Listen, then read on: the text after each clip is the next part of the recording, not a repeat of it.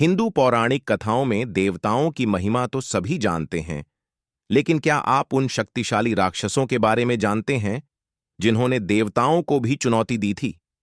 ये राक्षस सिर्फ बुराई के प्रतीक नहीं थे, बल्कि उन्होंने धर्म, कर्म और न्याय की गहरी कहानियों को जन्म दिया। आज हम जानेंगे उन 5 राक्षसों के बारे में जिन्होंने इतिहास बदल दिया। अंत तक बने रहिए, क्योंकि इन कहानियों में छिपे हैं जीवन के कई गहरे सबक। हिरण्यकशिप, वह राक्षस जिसने अपनी भक्ति और तपस्या से ब्रह्मा जी से अमृता का वरदान मांगा था। उसने कहा, मुझे न मनुष्य मार सके, न जानवर, न दिन में, न रात में, न घर में, न बाहर। लेकिन उसका अहंकार तब चूर हुआ जब भगवान नरसिंह ने आधे मनुष्य और आधे सिंह के रूप में उसे अपने नखों से मार डाला। यह कहानी सिखाती है कि अहंकार का नाश निश्चित है। रावण ज्ञान, शक्ति और अहंकार का प्रतीक।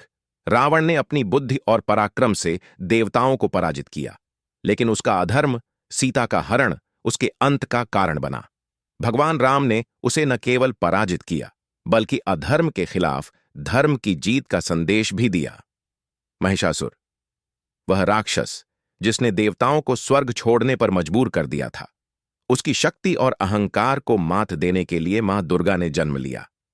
9 दिनों की भयंकर लड़ाई के बाद मां दुर्गा ने उसे पराजित किया, और तभी से हम हर साल नवरात्रि मनाते हैं।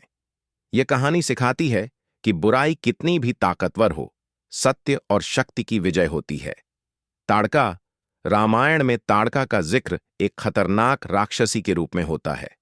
उसकी शक्ति इतनी प्रबल थी कि ऋषि मुनि उसकी आतंक से हवन तक नहीं कर पाते थे।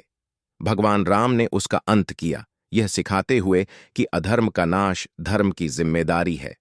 शुंभ, निशुंभ, शुंभ और निशुंभ, ये 2 राक्षस मां दुर्गा को हराने के लिए एकत्र हुए थे। उनका घमंड इतना बढ़ गया था कि उन्होंने खुद को अजेय मान लिया। लेकिन मां दुर्गा ने अपनी शक्ति से न केवल उन्हें पराजित किया, बल्कि यह साबित किया कि धर्म और नारी शक्ति से बड़ी कोई शक्ति नहीं। तो ये थे हिंदू पौराणिक कथाओं के 5 सबसे शक्तिशाली।